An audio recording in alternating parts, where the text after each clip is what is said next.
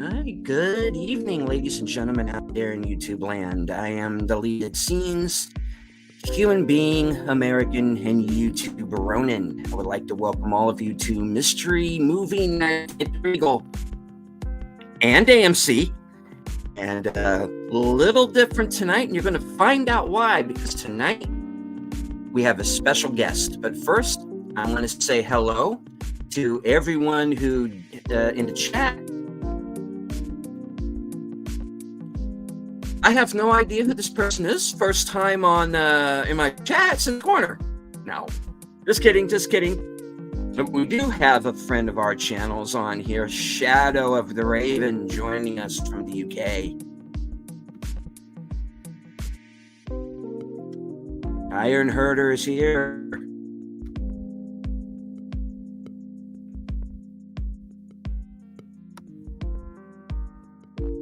The View with Drew. Off the cover of the house. All right, folks, without further ado, bringing on my fellow panelists, ladies and gentlemen, the reason why I know you're all really here, Sin's Corner. Good to be here. Long time no see, Deleted. Indeed.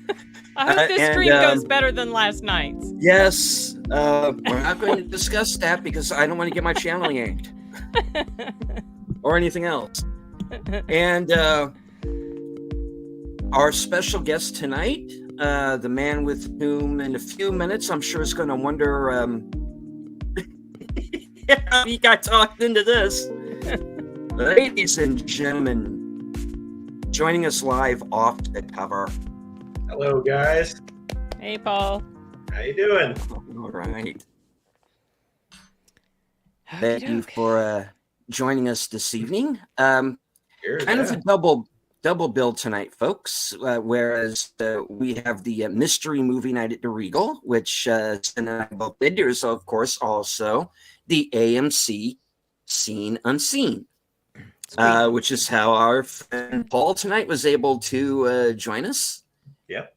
And they got to see their movie on time. I had to wait 10 extra minutes, and we'll get into that. Yeah. Yeah, this is a funny thing. The Regal, and of course, obviously, the sentencing usually start around 7. You get the preview, so the movie starts around 7:20. Which gives us time to come home, get settled, chat for a little bit before we go on and start this our show at around 10. However, my local Regal decided to once again, as they did with Boy Kills World, to start the movie late for some reason. And next week, they're going to be doing the same. And so actually weird. Starting even later at around 7:25.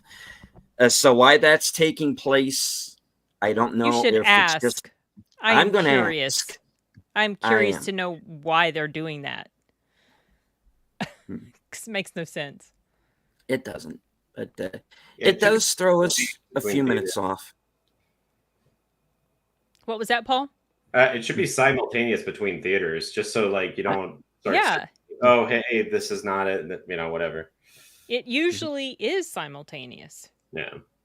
But I don't know, for whatever reason, his theater's been acting strange. So that's why you got to push to AMC, What can I say? I had bought a ticket to the AMC showing because it took a while before Regal put up the tickets for sale for this one and for the 20th.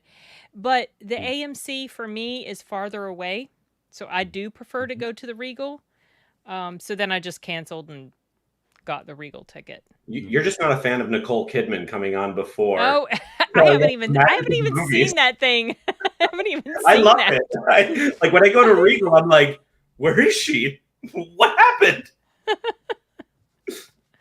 Is Regal the one that used to have Danny Trejo? Yes. The Danny Trejo intro, and they were throwing out these movie lines. Yeah. Yeah. Which I'm not a fan of. I like my woman Nicole Kidman and her dazzling suit. Oh, okay. I'm gonna have to look it up and watch it sometime Yeah. on YouTube or something. I've heard about it. Yeah. She's like wearing this sparkly suit. It's just, I don't know, the whole thing is awesome. I went to an AMC when I was up in Jersey when we went to go see Civil War, and they Oh, didn't nice. show the Nicole Kidman thing. So I don't remember seeing it at all, unless maybe they had played it before the trailers and we got there. I don't know. Oh yeah. I don't know. Okay. All right. Sorry. Well, a lot of chit chat. We've been no, that's fine. Unfortunately for me, I don't have an AMC. The closest one is the Regal, and there's a Cinemark on the other side of town. But that's it. I prefer my Cinemark to my Regal, but they don't have a competitive membership. So I canceled my membership with them, and I just go with Regal. All right. Well, let's just go ahead and get down to it. And well, I guessed this one wrong. My guess that it was going to be Back to Black, the Amy Winehouse movie. Mm-hmm. But no. No, it wasn't. I knew the opening shot. I was like, well, this is not the UK. No. This is the US. This is not going to be Back to Black. So I was glad about that. But yeah. Well, the opening thing with Neon, I was like, okay, Neon makes some good movies. Uh-huh. Like, I I had my hopes up to be dashed later. I'm curious to hear your thoughts. And I'm ready. I'm ready. Welcome a first timer to my chat, Caveat Ties. Thank you for joining us. Oh. All right. Well, I'll just go ahead and let everybody know what it is. Tonight's movie was Babes. Yes. Starring a bunch of actors that most of us didn't know. I knew a few. I did not know the leads. I'm trying to figure out where exactly I've heard of Alana Glazer, but I'm drawing a blank. So I will be consulting my Letterboxd quite a bit through the show because I don't know who the hell any of these people are. All right. Well, I'm just going to go and read off the synopsis because the one that the Letterboxd has is about as good as any. A single woman who, after getting pregnant from a one-night stand, leans on her married best friend and mother of two to guide her through gestation and beyond. About sums it up. About sums it up, yeah. They should have added poorly written. It should have added poorly written. Yeah. All right. Well, let's give him the floor. I know he's ready. Take it. Go for it. Let us know. It's all yours. Thoughts. Wait, me? I thought ladies first. Oh, no. Okay. You're the guest. Oh, you're the guest tonight. This is your first appearance. Okay, all right. So, yeah, I mean, I'm going to go ahead and say that, like, this to me felt a lot like the movie, I want to say 1995's 9 Months with Hugh Grant and Julianne Moore. Okay. You know, I mean, it's similar plot line. I mean, same with Knocked Up as well. But whereas, like, with 9 Months, you had Hugh Grant, you had Julianne Moore, you had Robin Williams, you had Tom Arnold, you had Joan Cusack. Then, like, the dialogue was written much better. And this was, like, my major gripe. And I was just sitting there thinking, I'm like, my generation just can't write. I mean, they just can't write good dialogue. They can't write good story. Like, a lot of the dialogue was very crass and vulgar, where it could have been written like it was in 9 Months and been let me be fair. There were funny moments, which I got a chuckle out of me. That's fine. Because, I curse like a sailor, in daily life. but the dialogue was just as funny and not crass in 9 months versus this one. So that's like my number one gripe. It's just very poorly written. The acting is like okay, but it to me, like a lot of the scenes were jarring. It didn't have like a good flow in the way the movie felt. And Hassan Minaj, this is where I turn to like critical drinker level. He's kind of made to be this like throwaway character. Whereas Is like that the husband? that's the husband, yeah. Okay. And there's that. Are we doing spoilers, by the way? Like we're just ripping this movie apart.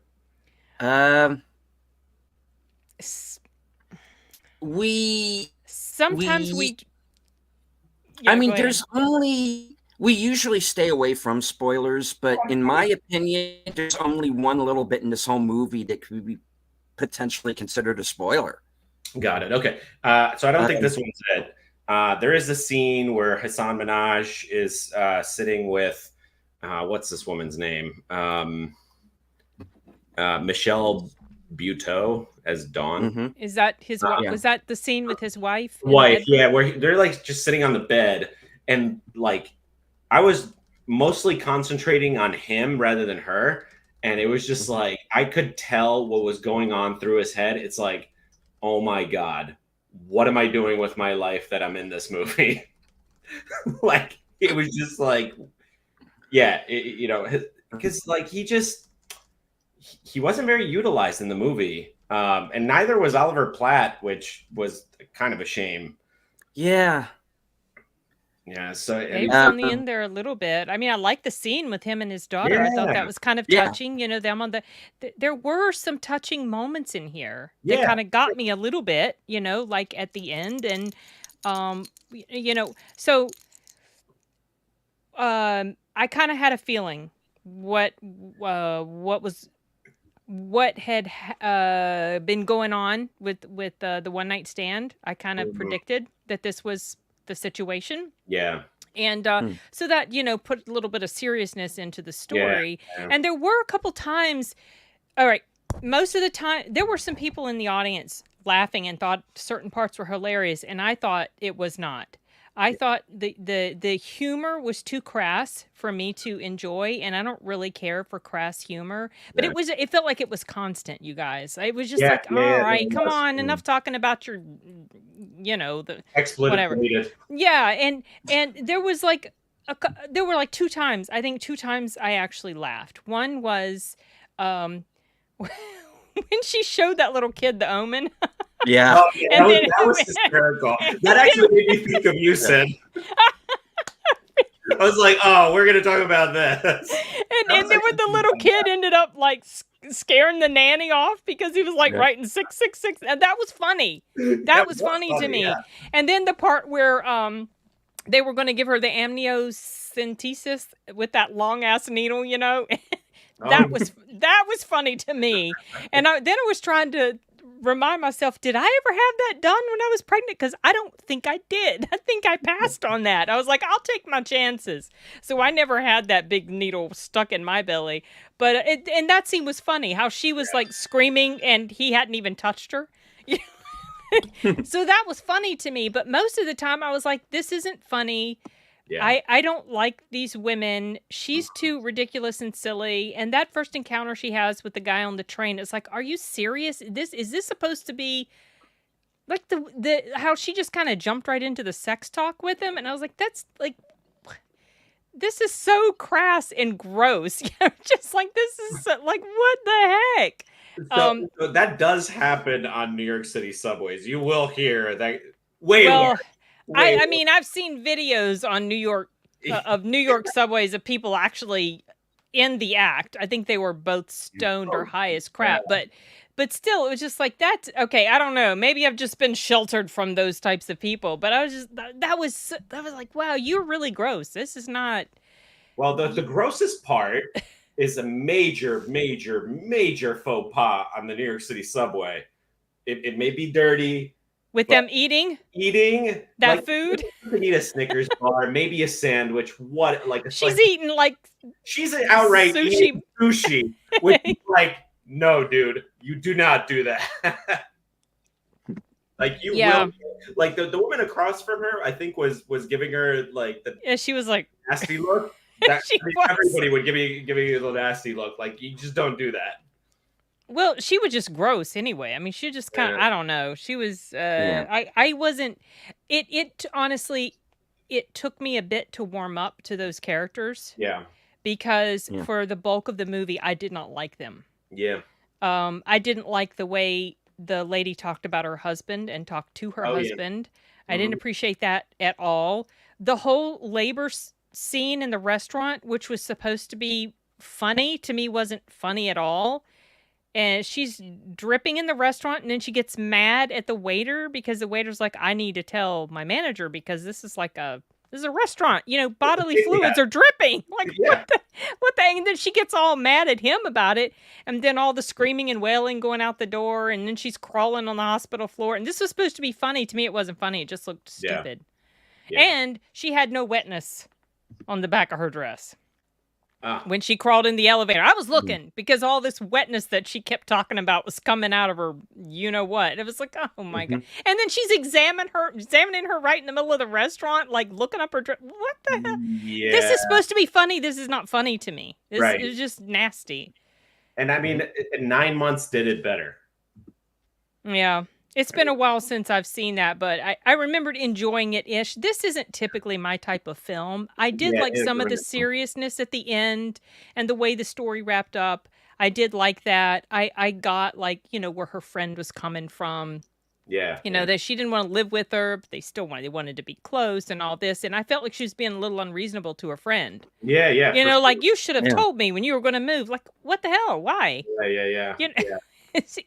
And at the same time, I felt a little bit sorry for her because she was going to be, a single mother, basically. And so it's kind of scary. I will say this, I did appreciate the pro-life sort of decision in here that was going on, and that it wasn't, all... that little exchange between the two women initially, and her friend thought she was going to choose to abort, and that was what she was hoping. And then her, like, when she was like, oh, what the hell is she gonna have this baby, and then at the end when the baby comes and the she's holding the child and she's like, we need to talk about this every day, like this miracle, it's making babies and babies are coming out like you're making whole people and this is amazing. I like that messaging. Yeah. I wish we had more of that. Yeah. But yeah, because I mean, I that could have easily, with today's modern writing, could have easily gone the opposite direction of them, like making light of abortion. Yeah, and they didn't.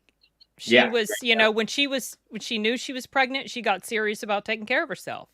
I want to say if this was with Amy Schumer, it would have gone the other way. Oh, Lord, have mercy. Well, I'll give it this. It had it had more laughs in it than Unfrosted did. Then what did? Unfrosted. I don't know if you've seen that yet. Oh no, I have not seen that. The Jerry Seinfeld. I've heard that's terrible. Yeah, I mean, I would only. Oh my God! I wasn't interested to see it. Yeah. Well, I tell you, the one of the blurbs on the poster here is the bridesmaids of baby making, and this did remind me a lot of Bridesmaids. The difference was Bridesmaids was funny. Yeah. Yeah. And well written. Yes. Yeah, this movie wants to be Bridesmaids so bad. It's like it's like you take Bridesmaids, you cut out everybody except Kristen Wiig and Melissa McCarthy. And you just turn everything up to 11. Yeah. Yeah. Because everything in this movie is just so overdone and overcooked. It's this modern day ramble comedy crap that doesn't work for me. It's very scattershot. The Omen stuff is fun. The Omen scene was funny. That got the biggest laugh out of me. Yeah. The bit where they do the amniocentesis only gets funny to me until Oliver Platt gets there and he starts screaming. And that was funny. Okay. Well, yeah. That's funny. The last one, she's like, no, and you got to blindfold me. You got to gag me. Yeah, you got to gag like, me and blindfold me. She didn't want to say it, but even then, she still screamed before the needle even touched her. Yeah. No. And then they try it the fourth. And again, this is a joke that is very nearly beaten to death. Yeah. Until they bring Oliver Platt to the scene and he saves it. Yeah, he's like, "What are you doing to my daughter?" He's always a scene saver ever since Executive Decision with yeah. Oh yeah, I forgot he was in that. Yeah. He didn't steal the scene, but he saved a lot of it. I need to watch that movie again someday. It's so good. It's been a while. Classic. Steven Seagal dies in the first 10 minutes. Yes, I know, so unexpected. But I loved it. So I tell you, I used to think it was just me. Now I don't think it's just me. They can't write comedy. They can't. No. It's hard. And this is her movie. This is her gig. Alana Glazer also co-wrote the film. Oh, is that right? Now, was she the main star? Let's see. Okay. So born 1987, so very deeply millennial. Yeah. Oh, have you guys seen Anyone But You? Yes, I loved it. Okay, so that's like raunchy type of comedy, right? And so how does that compare and contrast to this? I don't know. It was better written. The movie flowed better. It's like from scene to scene, it was pretty jarring. I don't know whether it was the editing or what, but like the tonal shifts between scenes were just to me, it was very jarring. Mm-hmm. But I mean, my sister makes fun of me. I went to see it with my nephew and my sister. Me and my nephew loved Anyone But You, and my sister was like, "What the hell am I watching?" No, I know a lot of people liked it. Some people didn't. Yeah. And rom-com, it's not my thing, so I just pass. I mean, I'll take a good one like The Holiday, or I don't know, 9 Months, for example. But yeah, there has not been any good comedy. So this is the thing that I deleted. Since this is the first time we're talking, this is something that I always drop. The question: what is the last movie you've seen where you laugh out loud, spit your drink out in the theater? In the theater. Like you're taking a sip of your soda. Wow. You laugh. Exactly. My thoughts exactly. Well, I don't go see comedies. So, comedies are geared to try to make you laugh more. Most of the films I see aren't hugely comedic. There was some comedic moments in Abigail that kind of got a snicker out of me. But as far as like laughed out loud, it's Tropic Thunder. Like the answer is Tropic Thunder. I never saw that on the big screen. I wish I had. Yeah. Oh yeah. Now American Fiction. Okay. That was funny. I did laugh. I did laugh quite a bit during American Fiction, and that was a Regal mystery movie. Yeah, I mean that was a very witty movie, and very good take on like the woke anti-woke thing going on. I thought it was a very intelligent movie. It was constructive messaging. Yeah. But in contrast, I mentioned this in my review for the Magical American Society of Magical Negroes. I compared and contrasted American Fiction with that because it tries to have this messaging, but it's very mean-spirited and divisive and just actually factually incorrect in a lot of the messaging that was put forth there. Yeah. And so it completely failed at what it was trying to do, whereas American Fiction, it said what it set out to say in a much better and constructive way that didn't feel like it was like making this general overarching attack against white people or whatever, right? So the Magical Negroes one was so different. It just like those two, just one failed and one completely succeeded at the writing, the messaging portion of it. Yeah. But Mary, I laughed quite a bit during American Fiction. Yeah, I like that. I like that movie a lot. Certainly a hell of a lot better than Zone of Interest. I never saw that one. Don't bother. I have a screener and I just haven't.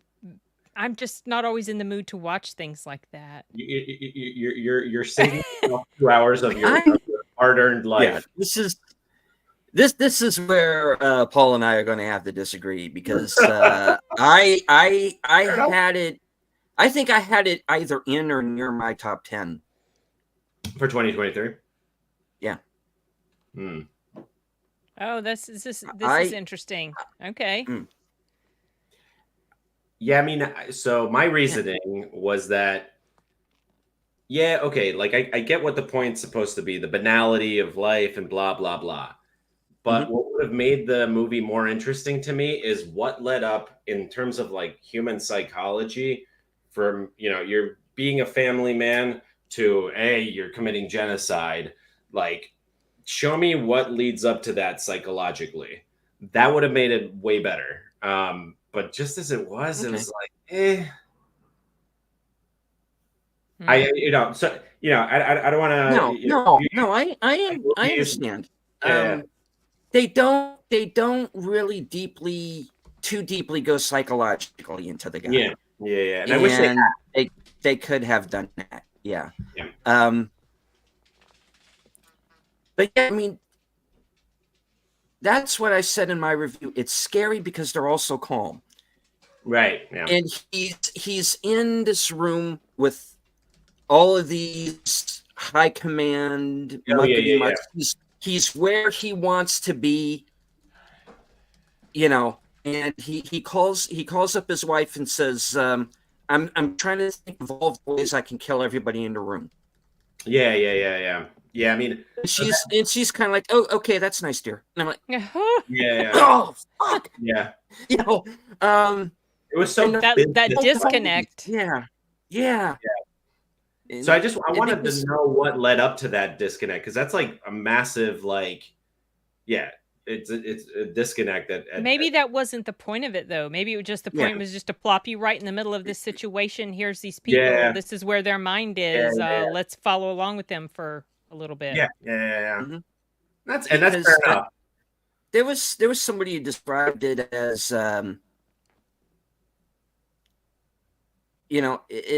it's about a guy who's very good at his job. He has to move away for a while and leave his family, and he comes back home. Yeah, that's it. And the movie is pretty much exactly that, but it's just seeing how messed up these people are, and especially the kids. Yeah. That older kid, he's just Hitler Youth incarnate. That kid is evil. Yeah.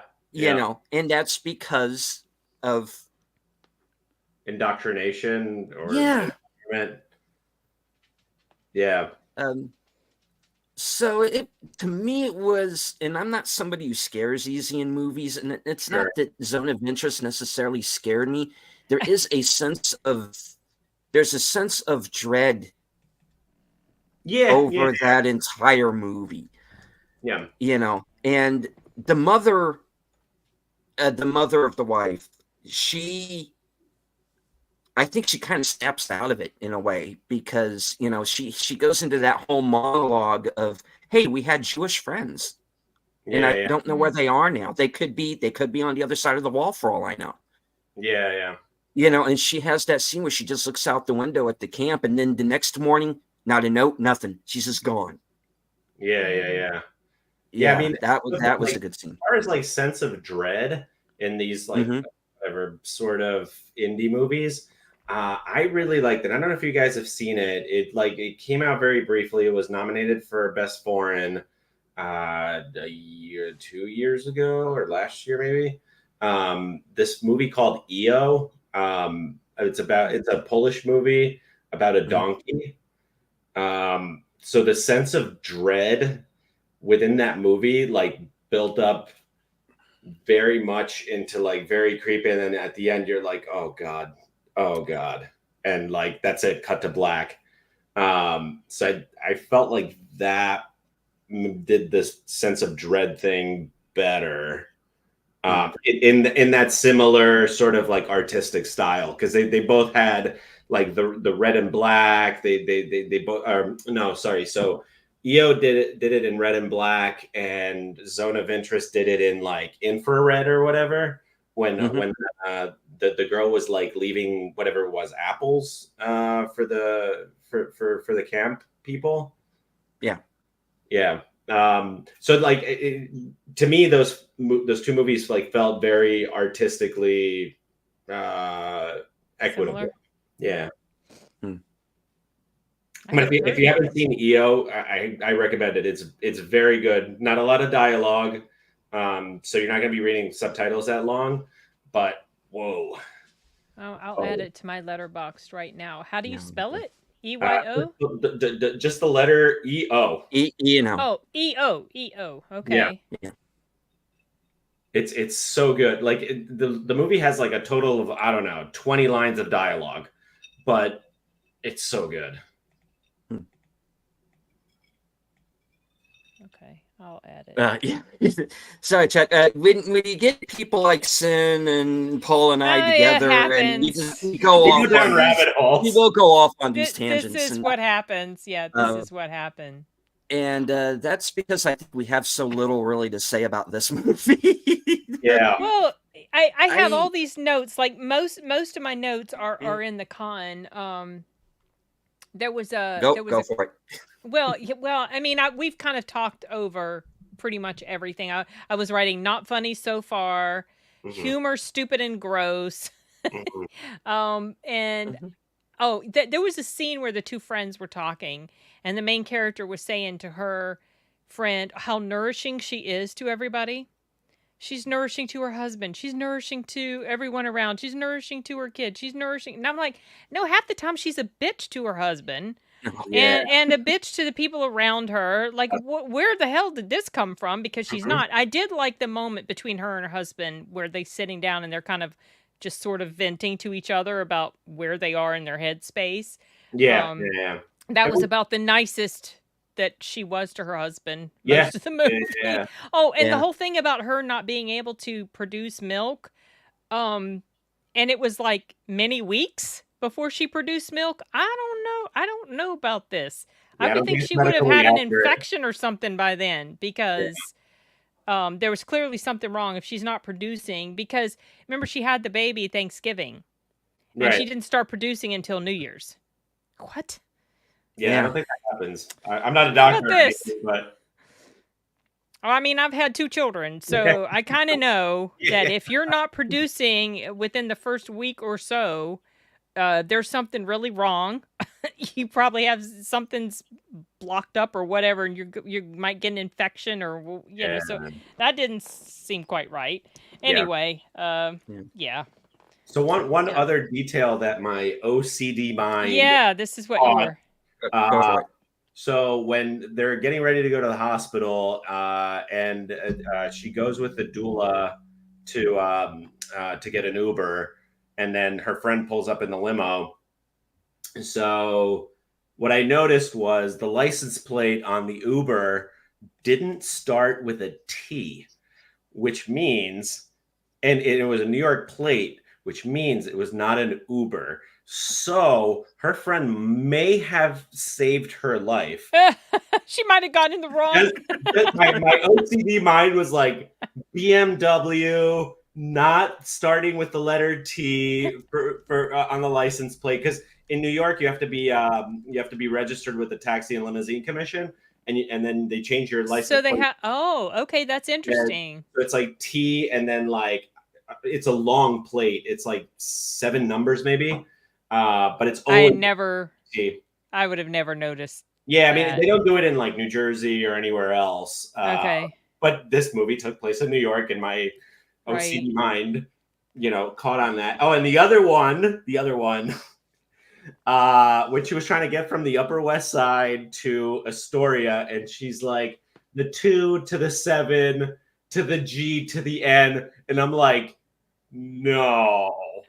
Like, that might be the path, the most circuitous path to get to like Bay Ridge, but it ain't gonna take you to Astoria, okay? Like, I don't know how that worked out. Oh, wow. So is this chick from New York? Because you would think if the lady that wrote this, let's find out. If she's actually from New York, she should know better. Well, she went to NYU, so she had spent 4 years, according to her Wikipedia. Yeah, graduated NYU in 2009, majoring in psychology. Born in New York City, age 37.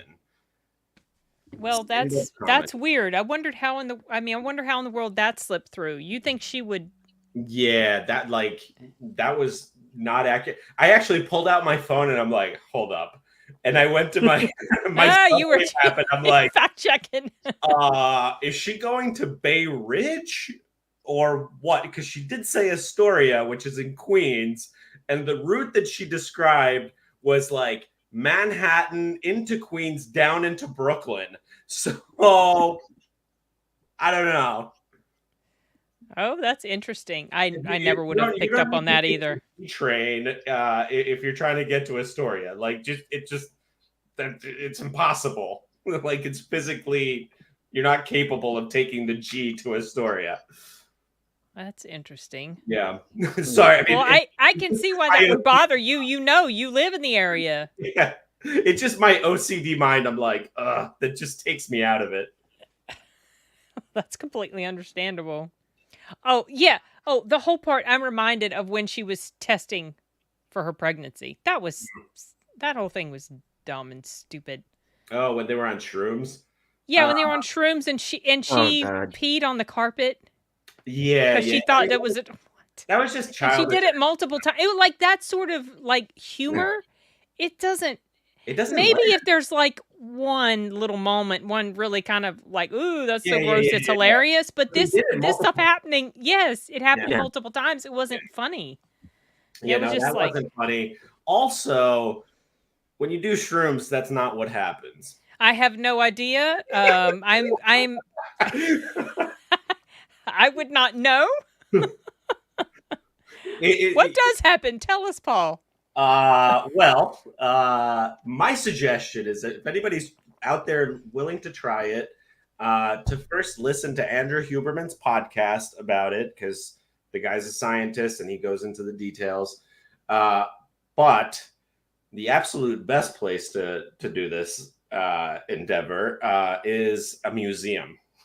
Oh, okay. It's an extremely visual pharmacological effect.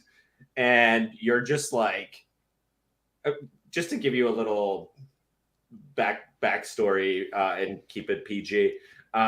There's in New York, there's the Met Museum, and they have this gigantic painting by Jackson Pollock, where it's basically like it's modern art vomit. Yeah. But with the person that I did it with, I don't want to reveal who. We're like. It looked like, the opening crawl of like Marvel movies where they show different scenes. Yes. So this is like barbed wire and with individual scenes. It was like watching like 50 different TV channels, and we're like, yo, are you seeing that? It's like, yeah, we're seeing builders building New York in the 1920s. I mean, that's what happens. Like, you're not crazy. Like. Mm-hmm. The breast joke, the breast milk joke, that's not going to happen. It's more visual than feeling. Yeah, that's all I'll say about that. Okay. Well, thank you for that education. But not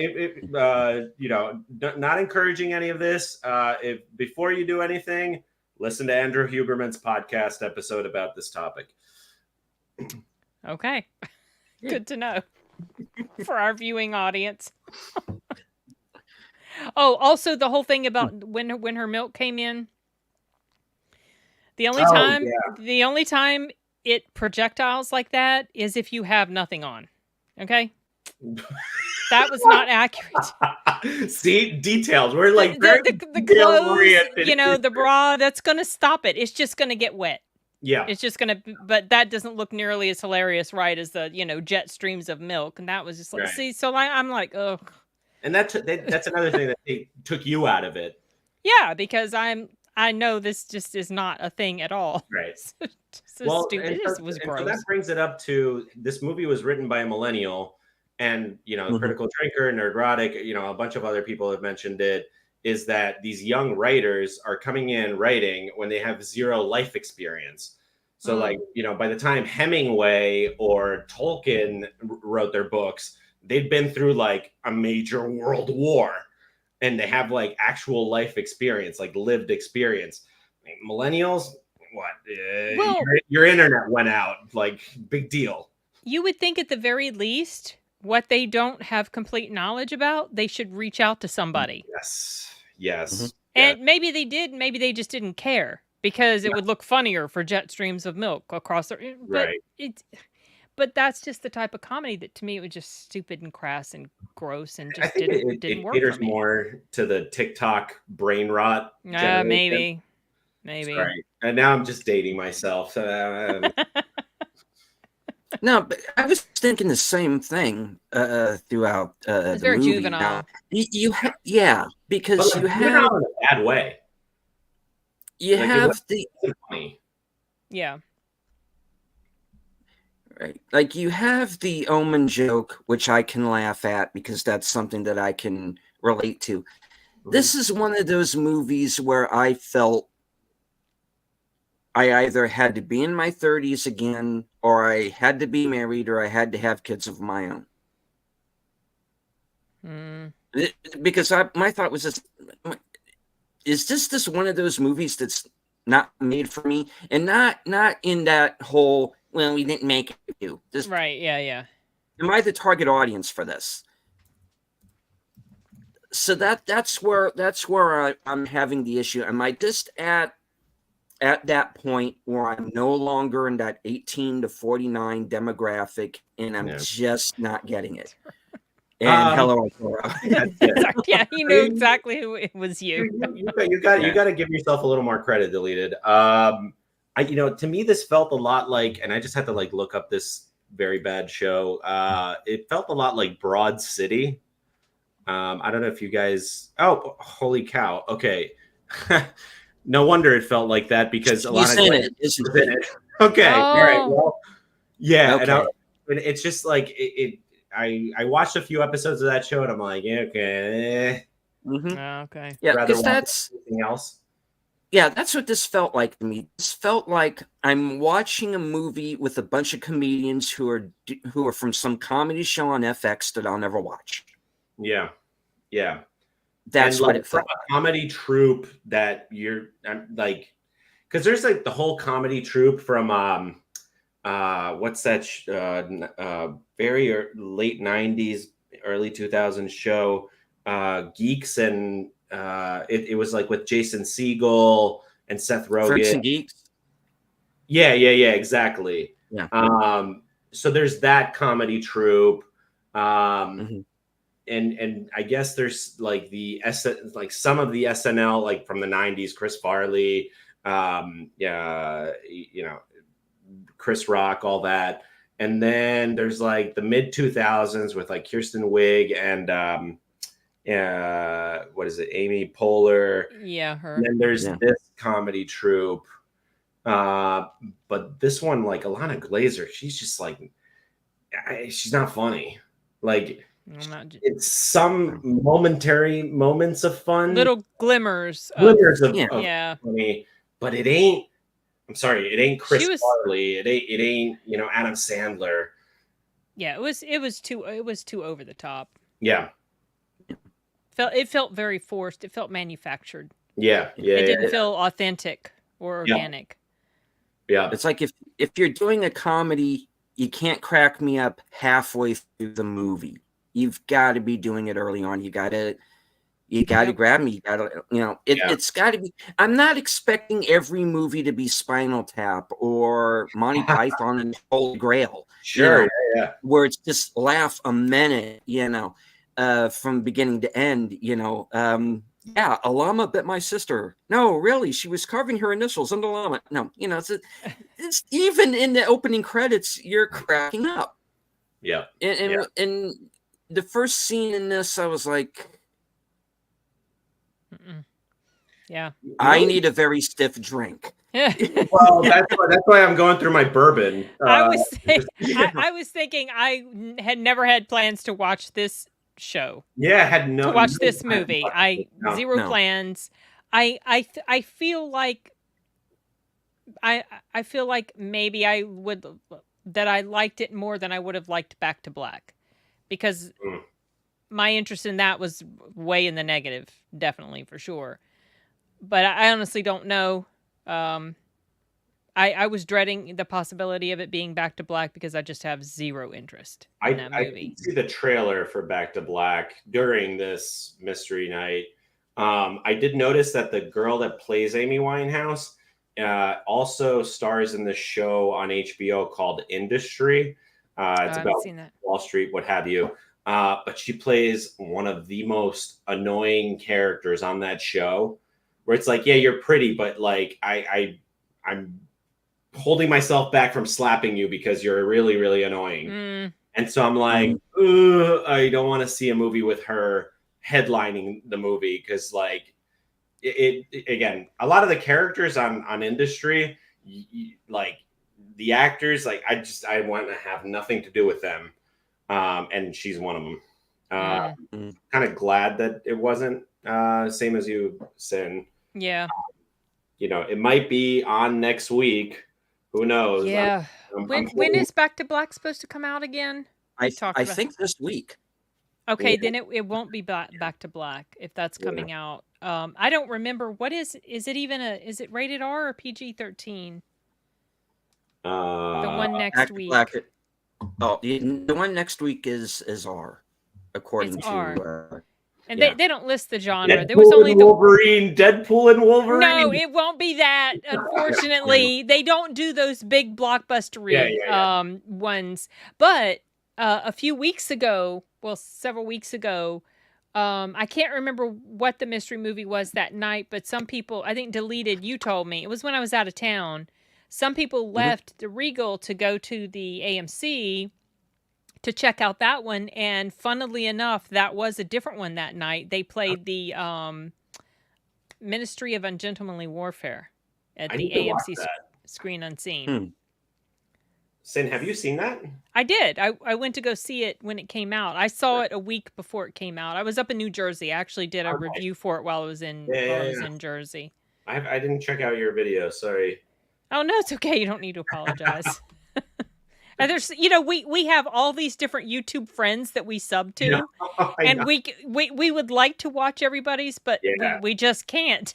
Well, it's like Angry Badger puts out 3 videos a day. He's a busy man. And Hard Cut puts out 25-minute videos. So it's like, they have those long conversations. Yeah. Those ones are like ones that I turn on and listen to while I'm doing something that doesn't require brain power. Right. Yeah. Exactly. So I can just kind of listen to it in the background. Yeah. But yeah. Man. Yeah. I mean, other than that, like I was actually kind of hoping it was Furiosa, but it won't be Furiosa. Yeah. I think that one's too big. Too big of a. I mean, I would be gobsmacked if it was. Yeah. Usually it's like these smaller movies. Yeah. But I mean, I was so excited when I saw Neon. Like, okay, like they introduced some really good movies to me. How to Blow Up a Pipeline, and then I'm like, oh, kind of. I had, for a blip of a nanosecond, I went Long Legs. Oh, I wouldn't have minded that at all because I love horror. Long Legs. Yeah. But unfortunately, maybe Long Legs will be the one next week. I doubt it, but I'm hoping for it. I wouldn't mind that one bit. There's been only one time that they told us the genre, and that was that horror night. Remember? Mm-hmm. And that's when it turned out to be Sting. Sting. Wasn't it? Sting? Yeah, Sting. They don't tell us the genre. They just lie to us about the runtime, but they're truthful about the rating. Oh yeah, I didn't even check the runtime. I was like, I hope this is less than 2 hours. I was actually checking my watch during the movie, just to see, I looked up the runtime as soon as I figured out what it was, and I knew we'd probably be okay on time. But see, Deleted, his didn't start until a few minutes after mine, and next week his won't start until 7:25, which means that's when trailers will actually start. Right. Yeah. So that's kind of same, Carl. I'm not interested in Furiosa either. I didn't care for Fury Road either, but I know a lot of people really loved it and are looking forward to Furiosa. I'm not like I don't see the obsession with the whole Mad Max. I was kind of forced to watch that in high school. Oh, really? Yeah, I had this teacher, and I'll reveal a little bit. I went to Catholic school for high school, and it was the religion teacher who, I kid you not, was the living embodiment. I mean, like to a T, a living, breathing Ned Flanders.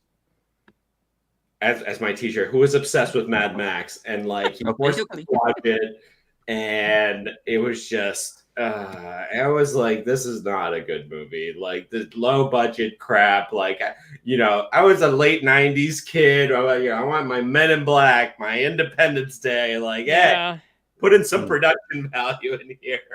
I should go back and watch it again. I don't know. Like maybe. I've never seen the first two. The only one I saw was Thunderdome. I actually need to see the first two. You think?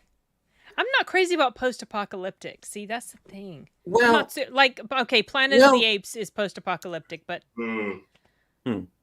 oh wow, that's terrible, Dill. That's trailers feels like they're lasting longer and longer. So annoying.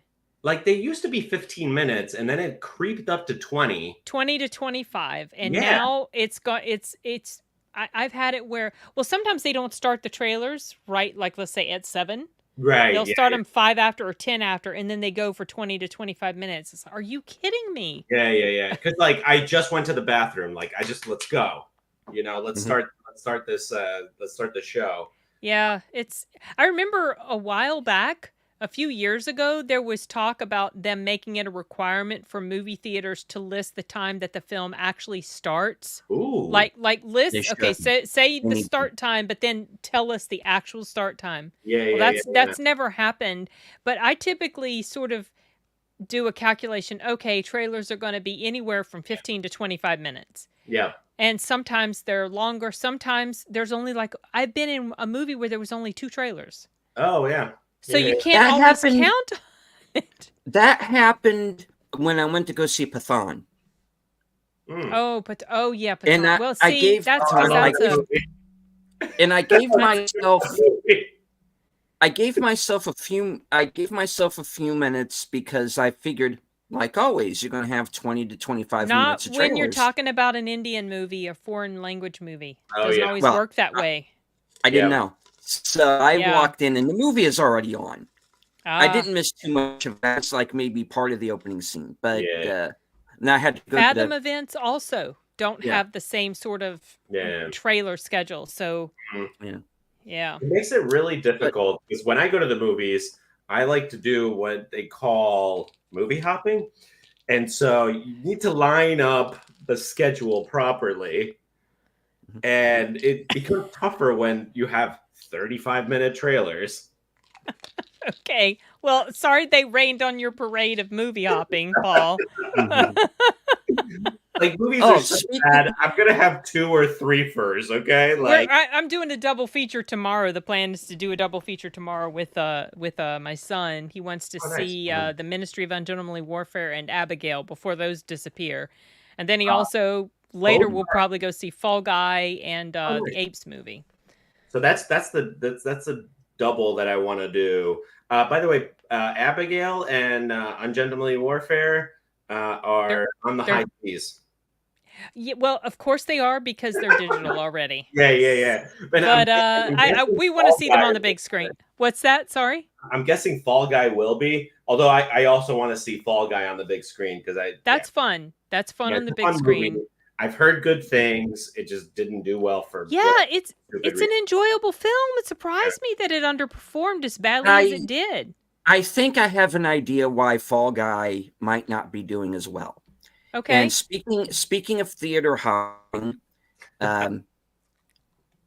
I walked into a theater that was showing Fall Guy because you could hear it all the way out in the hallway. Yeah. Let's put it this way. I know who the ultimate villains of the piece are. Mm-hmm. And I pretty much figured out who it was going to be in the trailer. Oh, based on the trailer, you figured it out? I figured it out. Okay. I didn't.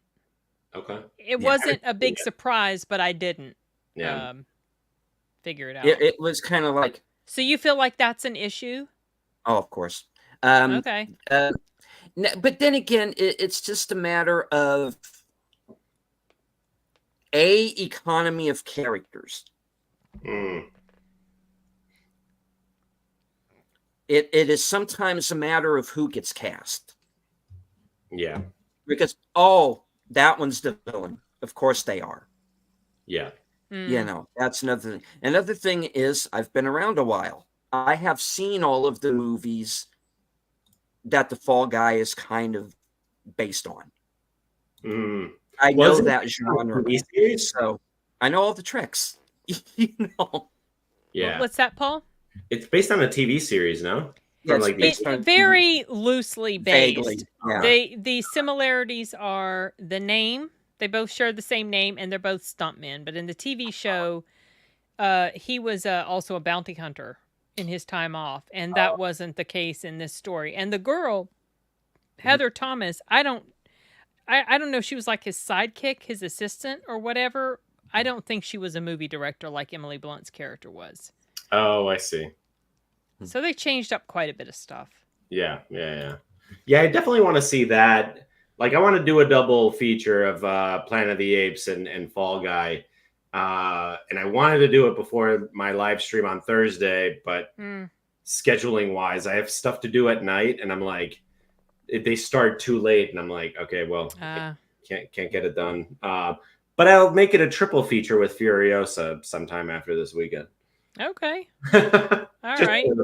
I gotta have some, cannon fodder for videos. I've been scraping the bottom of the barrel for ideas for YouTube videos.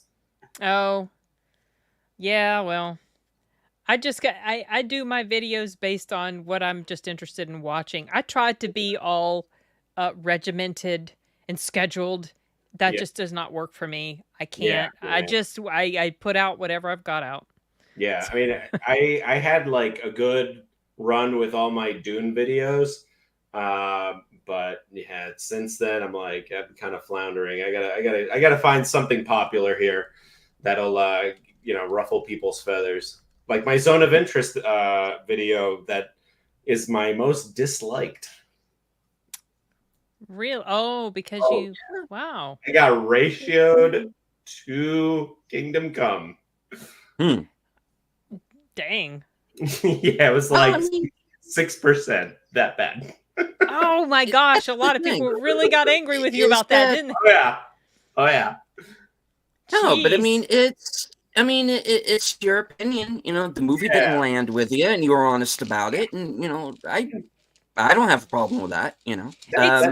That's all you have to be. Like that's how it is. You just have to be your authentic self. Like like Angry Badger says, just be yourself. Don't try to be anybody else. And I didn't like it. Some people like it. Hey, Mokus. How you doing? It's crazy how personal people take it if you don't like the same thing they do. Oh yeah. It makes no sense to me.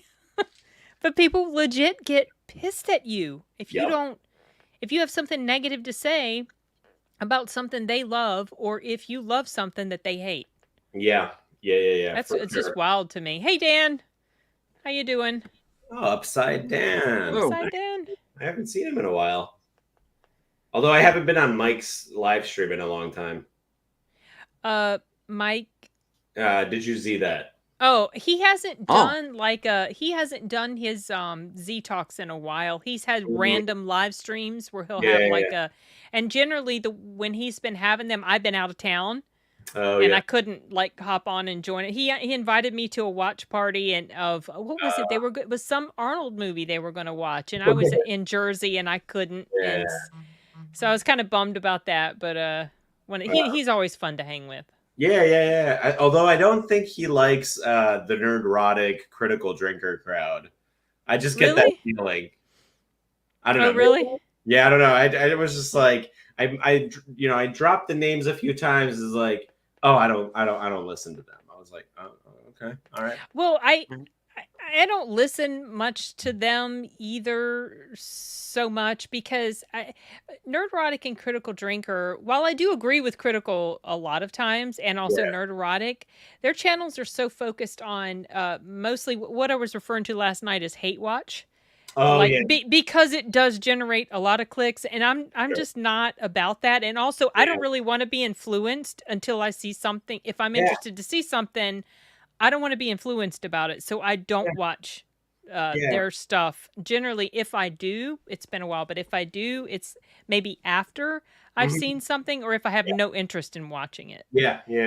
I mean, I agree with most of them, but there was like one movie. Oh gosh, like when I first started my channel, I saw this movie called Fall, and the girls on the tower. Yeah. Oh no, I didn't want to see that. So I watched it because at that time, at that time I was no longer a climber, but I did climb all the way until I tore my ACL on a fall.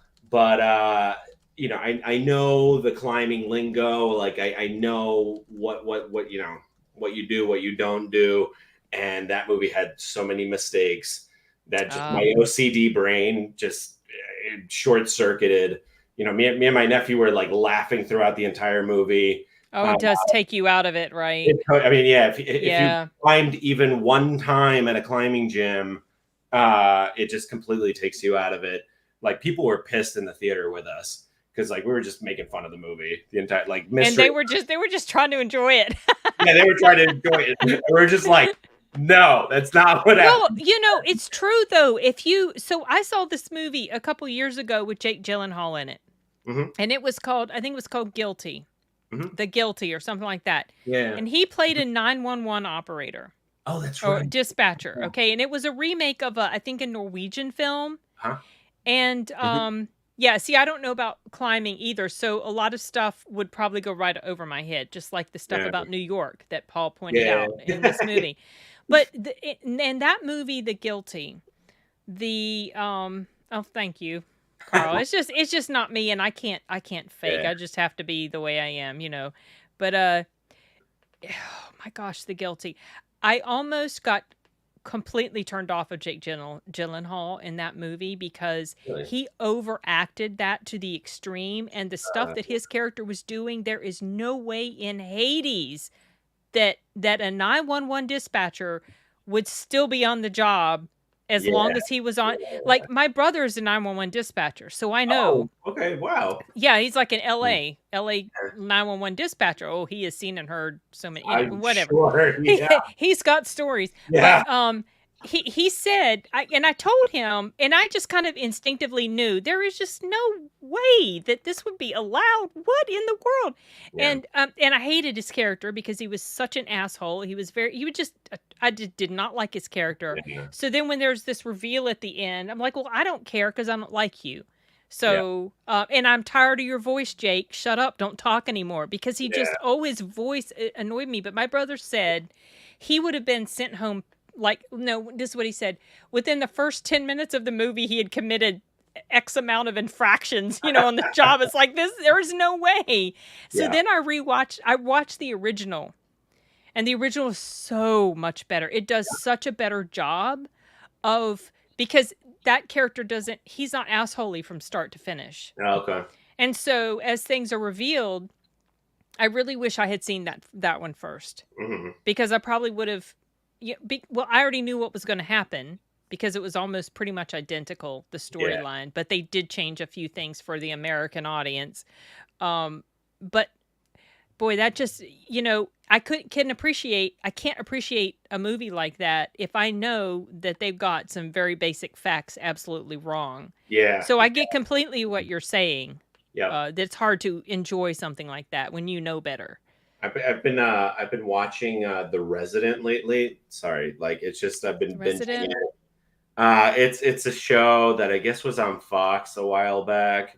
It's on Netflix now. Yeah. And living where I live without really revealing my location, New York.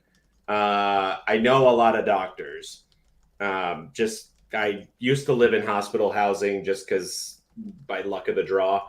And so I made a lot of doctor friends, and nobody runs through hospitals like that. Yeah. Like, it's way overacted. And then, so as I was watching this this TV series over the past week, because I've been like binging it like nonstop, I noticed that some patterns about the writing, and this is like what made me keep on thinking about it when we saw this movie Babes. So in The Resident, whenever like a story drags on for too long, they just kill off the character. Like it's super lazy writing. And so that got my brain was in like paying attention to the writing of Babes.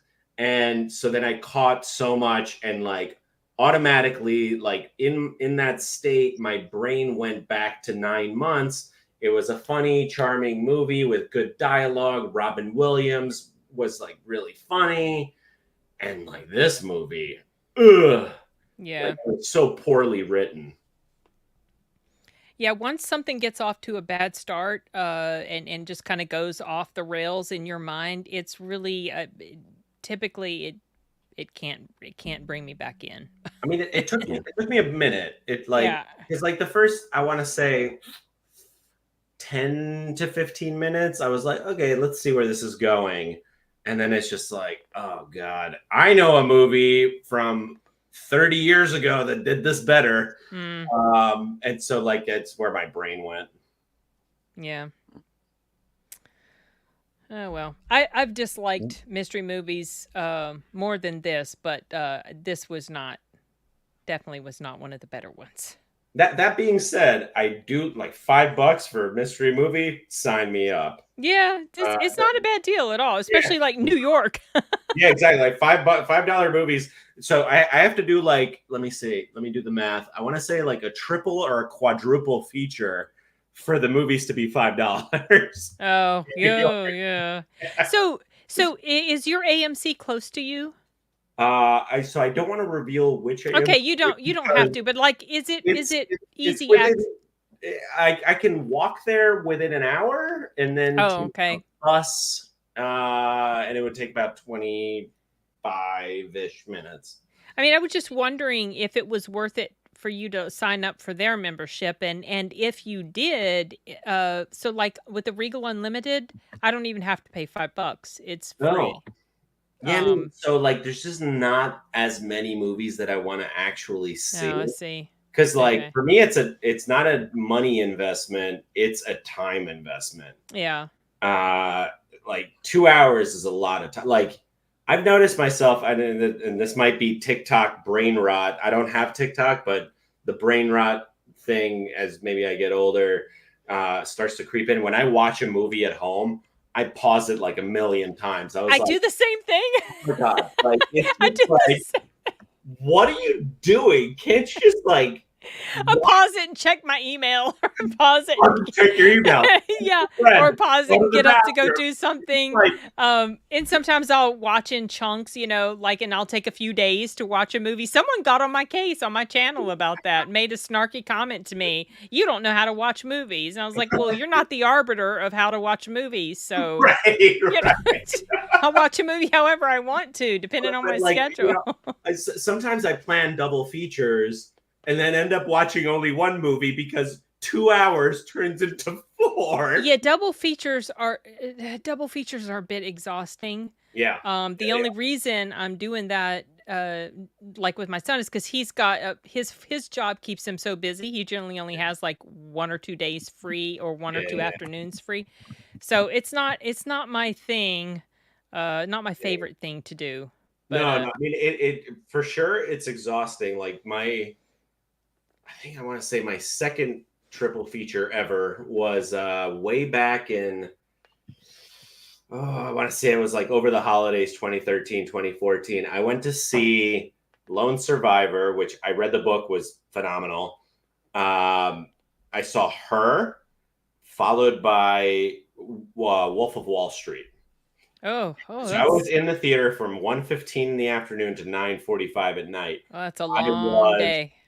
Exhausted, and all three like a work day. were like cerebral. Like, yeah, Lone Survivor, I read the book. I mean, it's one of my favorite books of all time. If you haven't read it, I highly, highly, highly recommend reading Lone Survivor. It's based on a true story. Yeah, I saw the movie years ago.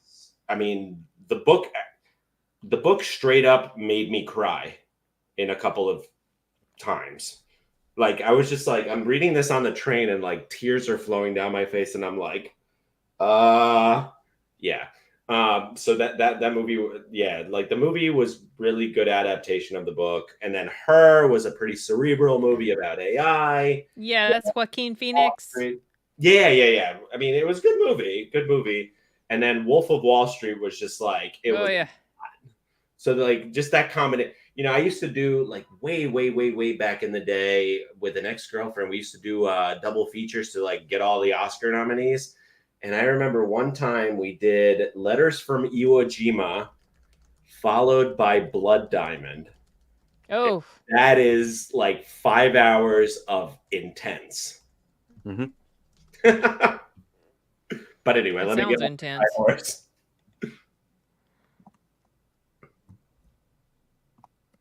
Yeah, I agree, Carl. I hate Titanic. Yeah. Sashi, you should just pick up from where they hit the iceberg. And then, I wish they made a cut of Titanic of just when they hit the iceberg and when, all the way through to the sinking, and just cut out all the Jack and Rose nonsense. Oh, they did. It was a movie back in the 60s called Titanic. Or maybe I thought you meant like they actually did, because I do like how they show all more of that death, happening. Less love in the old version. Oh my gosh. I want to say there was a German version in like the mid to late 40s. There was one called A Night to Remember. Oh no, these movies are straight up called Titanic. Okay. And there definitely was Dell. I agree. Sorry? I was responding to Dell's comment. There was definitely room for that. I'm sorry. Go ahead, Paul. No. I was just saying. So like the one in the fifth, like my mom keeps like raving about it. She's like the movie from like back in the day was like the American version. I want to say in like the 50s, maybe 60s of Titanic was like the definitive version. And when I watched it, I was like, okay, more death, less love. Got it. There like it just James Cameron too much. Yeah, I wish he would get back on track with making actual good movies. Good movies. He hasn't made, I'm sorry, Avatar was like it's Dances with Wolves with Dances in space. I call it Dances with Smurfs. Yeah, exactly. That's what it is. That's what I've called it ever since the first movie. Yep. Yeah.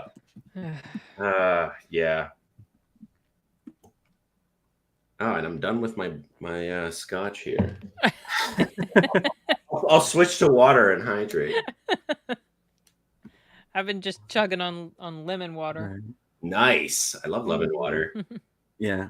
I think we've pretty much we've eaten this movie into the ground, folks. Yeah. We have been chatting for quite a while. It's fun though. I like talking about what we've like I like talking about it after. Yeah, this was a ton of fun. I'm glad you got me onto this. You're like 3 for 3 on recommendations, Sid. Oh, good. Just keep the streak alive. Okay, have you seen The Clove Hitch Killer? I have not. Okay. Okay. That to me, that's an underrated little gem, and also The Final Girls. What's that? The Final Girls, the one with Vera what's her name? Her last name. Vera Farmiga. Her sister, the one with her sister in it. All right, let me look these movies up. What was the name of the first one? The Clove Hitch Killer. It has oh gosh, dude from The Practice. Dylan McDermott. Yeah, Thank you. You're so good at this. Deleted. I'm terrible. I'm just like that guy from The Practice. Okay.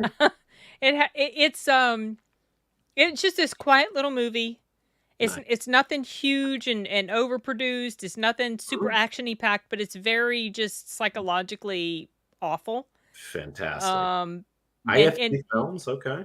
Yeah, I enjoyed it. And The Final Girls is a very self-aware sort of movie, like a tribute to horror. And I just want you to go in as blind to that as possible. Oh, okay. So I won't tell you, much about the synopsis or anything. And I'm just curious to hear what you think about those when you see them. Which do you think I should watch first? Well, my personal would be The Final Girls, just because it's like, straight up slasher horror stuff. Okay. But The Clove Hitch Killer is kind of horror-ish in a sense, and you'll know what I mean when you watch it. Got it. Okay. Hey, you're 3 for 3 on recommendations. So I will follow anything you say. I'm like, oh, okay. Like, the Late Night with the Devil. Oh my god! Oh, right. Yeah, great movie. Right. So good. I wish I'd seen that on the big screen. I know. I ended up watching it on streaming because you suggested like it was out on streaming. I'm like, I'll just wait for it. Yeah, it was going to come on Shudder like mid-April. I saw a screener of it, but it came to the theater for a few weeks, and I wish I had just gone ahead and I was kind of scared to watch it because at my theater it was a 9:30 showing, and I'm like, do I really want to go too long right after this? Oh, I ended up doing that at home anyway. So okay, whatever. Yeah, glad you enjoyed it. I feel like it was really good. Yeah.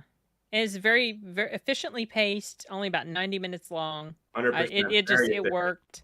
It worked. I saw it a second time when I was up in Jersey. Oh, nice. By the time it came on Shudder.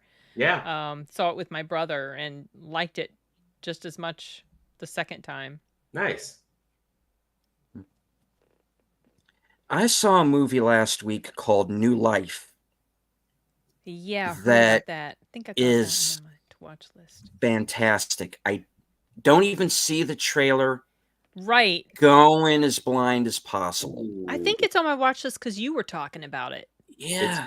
It's got an actress I really like, Sonia Walger. She was on she was in Lost. She was in For All Mankind. I really like her. She's a great actress. Okay. All right. Yeah. So I've got 3 I'm trying to hunt that down. I've got 3 movies to watch now. All right. That you got homework. Got me on. And you need to rewatch Collateral. Oh, I so do. It was so good back in the day. Yeah. Oh, excellent. I really wish I had seen that one on the big screen. So many good movies that I have not seen on the big screen. Yeah. Oh, well. Okay. Well, let's go ahead and start wrapping this up. Any final thoughts on the movie or on anything? I feel like I have regurgitated all of my negative thoughts about this movie. Okay. I don't feel like talking about that one anymore. Yeah. I feel like this was a therapy session. When I watched it later, I'm like, right. So now I purged all the negativity out of me. You feel good now? Yeah, I feel a lot better now. Thank you very much. Good. Thanks, Dr. Sin. Yeah. Happy to help. My final thoughts on it, there's some funny lines in the second half. It's not enough to save the movie, though. 100%. Because it just feels like another unfunny millennial comedy that wasn't made for my age group. So no. It was unfunny for any age group. Like, don't Okay. no self-deprecating here. There was some laughter in my theater. I know. More than too. I honestly expected. Yeah. But and some of it was like, yeah, okay, that's funny, and some of it I did laugh at, but most of it I was like, this is not funny. This is gross TikTok and brain stupid. rot. Maybe. I don't know what the heck. Yeah. I mean, no, but I'm actually like, yeah, like we really aligned on this, because I was just like, if I say that I found it crass and vulgar, like, will they agree?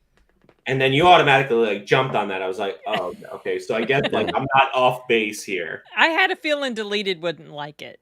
Yeah. Most of the time, it's not my cup of tea as a movie. Yeah. No. Yeah.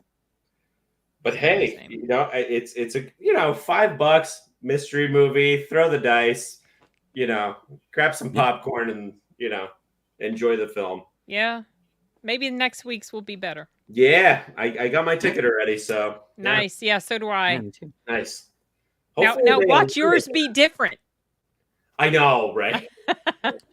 If it is, review it. Yeah, that's yeah. Because I was kind of hoping that yours would be different, because then I would get some perspective on like another film, and I would it would help me decide whether or not I was interested in it or not. I was actually fearing that it was different, because then you guys would be talking about some other movie and then I'd be stuck talking about this awful movie. Oh, well, we're all in the same boat of misery. We're all in the same boat. We Sashi, for our audience together. This movie was too bad I couldn't even laugh at it. Like at it, there were the moments that I laughed. There were a couple of genuine funny moments, but it just like Deleted said, it was not enough to save it. Yeah, and you know what I feel the same about? It was maybe the movie Bottoms. Haven't seen that. I didn't bother with that. It was funnier, little less crass, but also just like you know, There just hasn't been a really good comedy. Like, I want another Blazing Saddles, please. Oh, that's coming back to the big screen, by the way. Ooh, all right.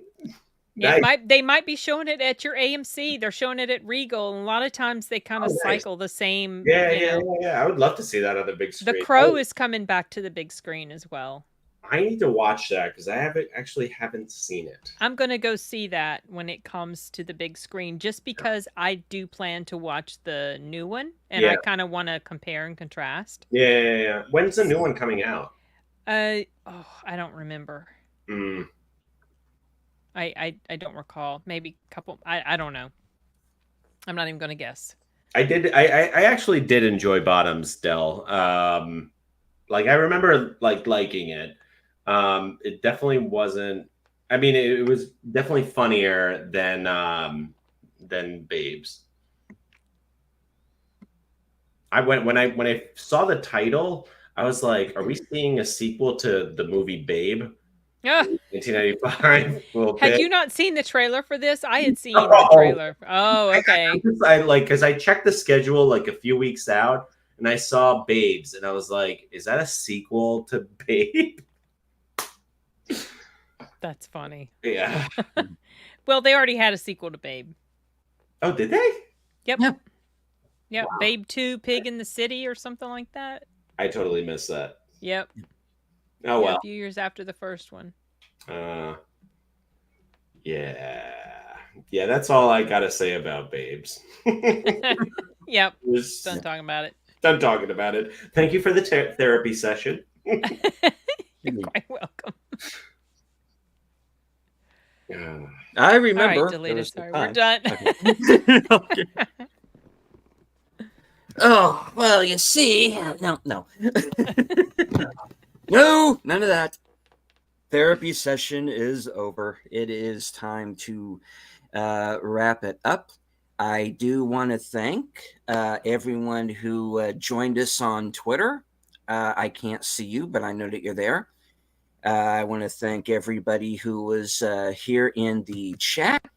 Yes, thank you including Shadow of the Raven, The Iron Herder, The View with Drew, Caveat Ties, Lost and Real, Dad Man Walking 55, Emoji Queen, Lady Mist, Cream 650, JPRPH1, Our Man from the Future, Sashi, Nice. Upside Dan, Delon Movies, Wilkie's Movies and Music, and Faithful Blue Wrench, the Bird Woman of YouTube, Connie Cleary. Check out her second channel, Fluff Chick Productions. All right. All right, let's go around the horn. What do you have coming up? All right, Paul. Oh, I'm on the spotlight. You are. And like fully on the spotlight. So I've got a video coming out tomorrow about the troubles at Square Enix following their disastrous financial results and a really, really, really, really bad remake of Final Fantasy VII, one of my most favorite games of all time. And then I have, which Sin is coming on board, a live stream for on Thursday. Thirsty Thursdays is back. I'm doing it every other week, hoping to make it weekly. But we are back this Thursday at 7 p.m. Eastern. Hope you can join us.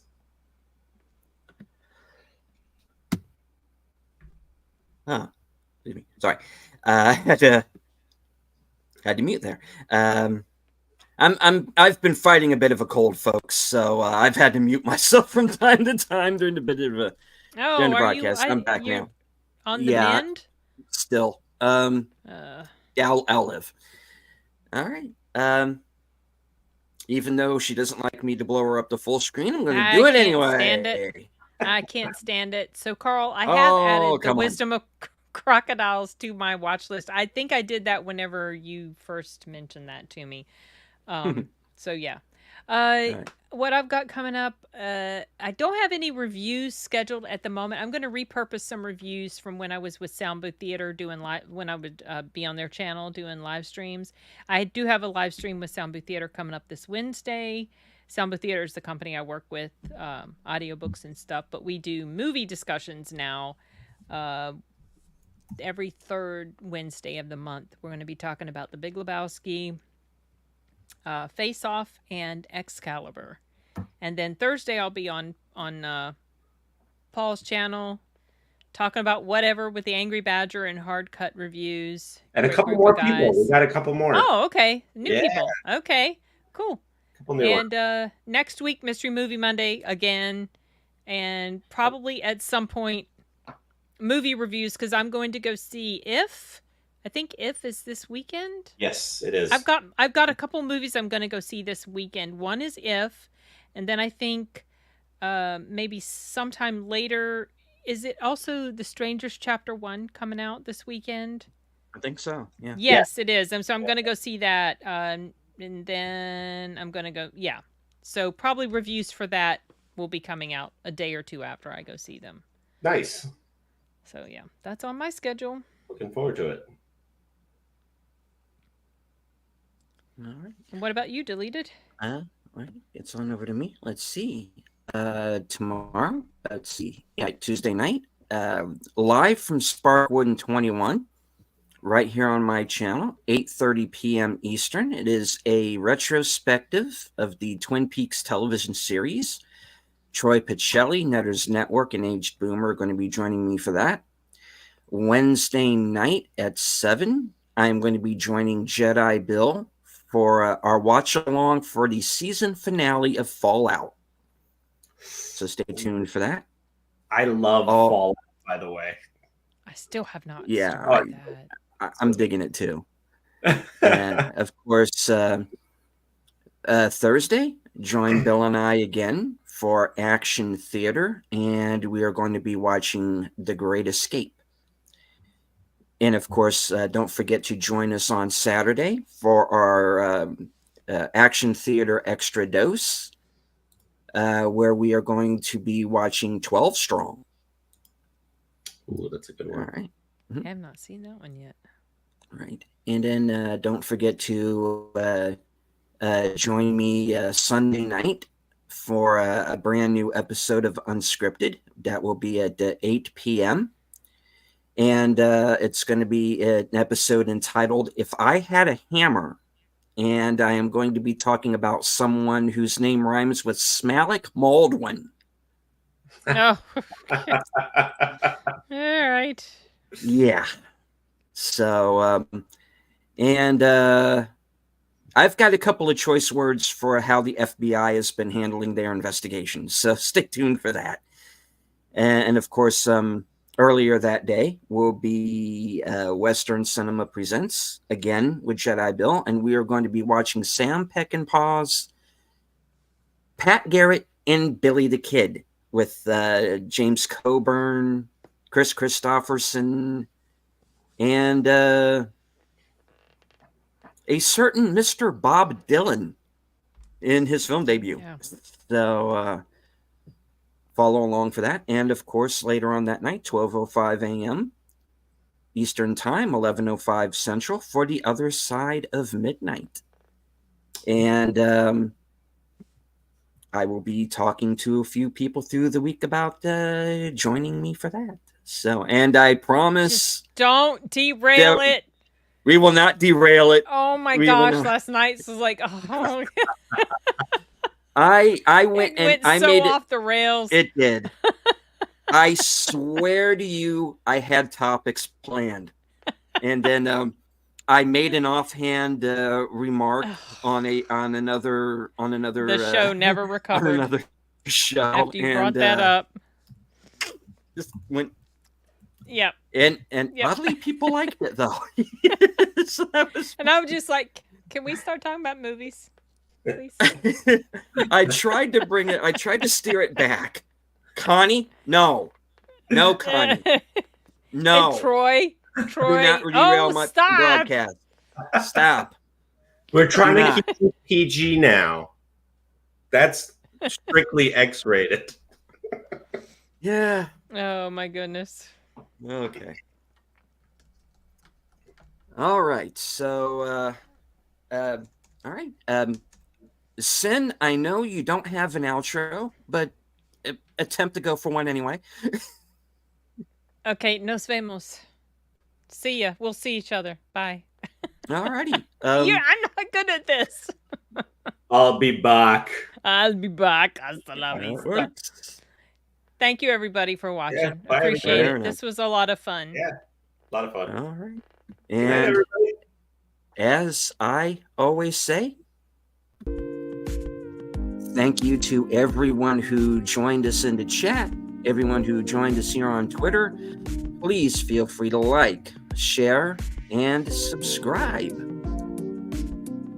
145 people are watching us live right now, and I think that's the most for any live stream that I've ever done. Excellent. So thank you all very much. Fantastic. 147 now. Wow. Okay. That's so great. Thank you for watching, everybody. Thank you all very much. If you are new to my channel, we do this show at least every other week, right? Usually. Yeah, there have been times where it kind of depends. They had it every week, like when I was out of town, of course. But generally, it's like every other week, twice a month, usually. All right. This time it's 2 weeks in a row. And Paul is going to be rejoining us tomorrow, regardless of whatever AMC might be showing. You mean Monday? Monday. Yeah. What did I say? You said tomorrow. I said tomorrow? Yeah, okay. You did. It's late. Monday. Yeah, I'm a long night last night with an off the rails show that went for a couple hours. Yes, please go back and watch last night's episode of The Other Side of Midnight. It was actually kind of funny. It's just that I derailed my own program, folks. Yes, you did. As only I could, and better than I usually do. Yep, and the crowd just did not help the comments. No. They just kept. That's why Paulie wasn't. I sent the link to Paulie. He didn't come on. No, I think he watched that for 5 minutes and build the hell out of there. No, I'm not. I'm not partaking of it. Do you know what happened the other day? Oh gosh, this is. I'll tell you guys. I can tell you guys. I'll tell you guys. What now? Okay. It doesn't matter. If you want me to, I will. Sure. Okay, so my live stream where I was doing the movies that we hate that most people seem to love, I was taught one of the movies that I listed. It was talking about Blood In, Blood Out, which is or also called Bound by Honor, which is a movie about Chicanos. And I put that up as a movie that I hate, and I know Paulie likes it, but that's not why I put it up. I just have never liked that movie, primarily because the main actor, Damian Chapa, I thought he was terrible in the role and just over the top and ridiculous. But also a lot of it is a prison movie, and I'm not a fan of prison movies. And I mentioned something about, if Paulie knew I was saying this or something along those lines, he would like disown me as a friend. I would be banned. And like a few seconds after I said that, Paulie's like, I just got here. I was like, oh gosh. And he was like, that's it. You're banned from the channel. No, you're no friend anymore. Stuff like it was so funny. Perfect timing. Nice. I had no idea that was going to happen. But yeah. Anyway, speaking of Paulie, if you guys don't sub to Paulie, go sub to Paulie. His channel is great. Please do that. Also, Film Threat. Go sub to Film Threat. They're another great channel. Sub to Film Threat. Sub to Sin. So good to see Chris Gore back. Yes, indeed. Chris Gore, welcome back, sir. Yeah. Indeed. Very, very happy to see him back. Alrighty. Sorry, derailed your outro. Sorry. No, that's perfectly fine. I'm getting you back for last night. Indeed. All right, so sub to Sin, sub to Paul over at Off the Cover, and everybody, please sub to each other in the chat. So, a lot of great people. Indeed. From HQ and all points north, south, east, west, and beyond. Good night. Take care. Stay strong, because this is how we win.